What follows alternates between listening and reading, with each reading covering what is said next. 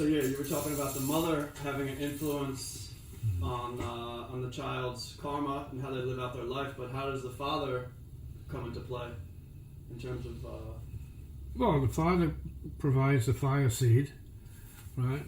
And so the father makes his contribution, right, at a very primordial level relative to his emotional state and his egoic state, his intellectual state, his karmic state, which is continually affecting the mother and thus conditioning her to create a kid, child, whatever, people, beings that are a consequence of that, or let's say a gift of what that is. Say, to be fair, could be a gift, you know.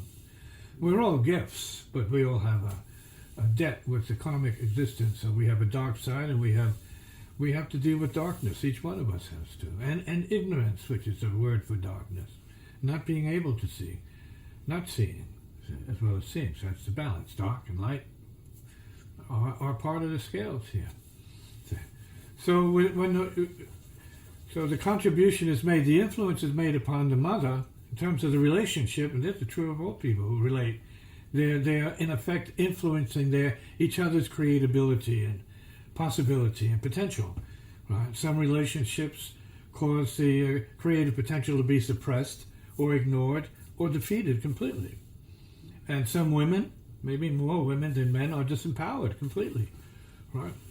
They're working at much less their potential than men because they get beaten down by the egos of many men, right, who are, playing the game machismistically, right?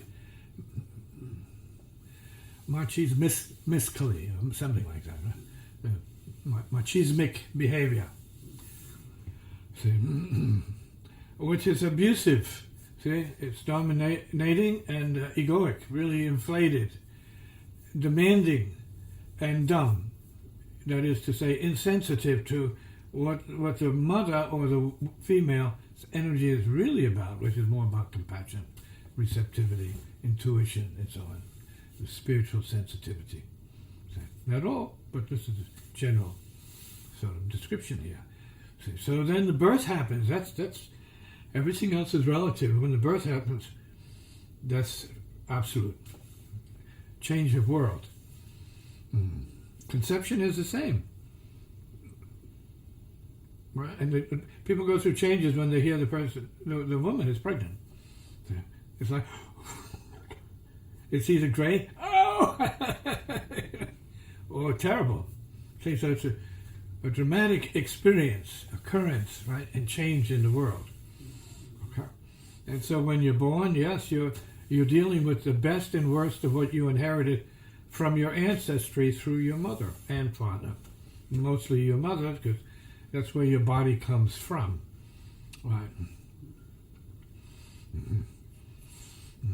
And some of your inner, spirit forces are passed on through the father. So you could have masculine traits and even more feminine traits, actually, because your body is formed by the mother, right? Let's say inspired and initiated by the father, but it's a communion of forces and energies that is its own balance, right? But then you're in your own world. The birth is that way. Then the rest of what you experience is relative to your intelligence or your stupidity in terms of what happens to you. And then education is given to you to guide you, make your mind awaken, bring it to a pitch where you can make judgment, good judgment for yourself, or judgments. Comment.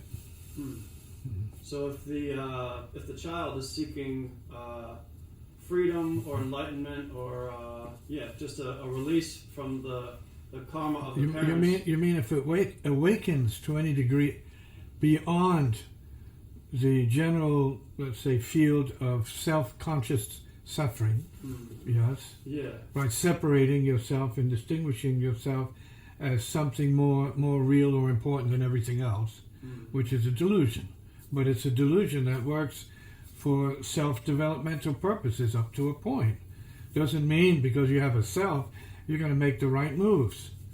But in the midst of other selves, then you might find more agreeability amongst other selves and much more exchange that could lead to better positions, because then you're talking about living in the world of the self as a self, and maybe the stronger and smelly your self is, or your ego is, then the higher you can travel, as we see today. Right? You could become president. Absolutely anybody can. With brains even. And a good heart, you can become president. Right? With compassion even, if you had any of that, you could become president. Because right now you can see that the absence of all of those high qualities can make a person president, lead them to it.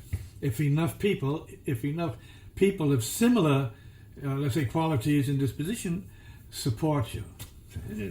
And that's how the game has worked so far. People put in power who best represents themselves. It's not a bad system, but may not be the best system for everyone.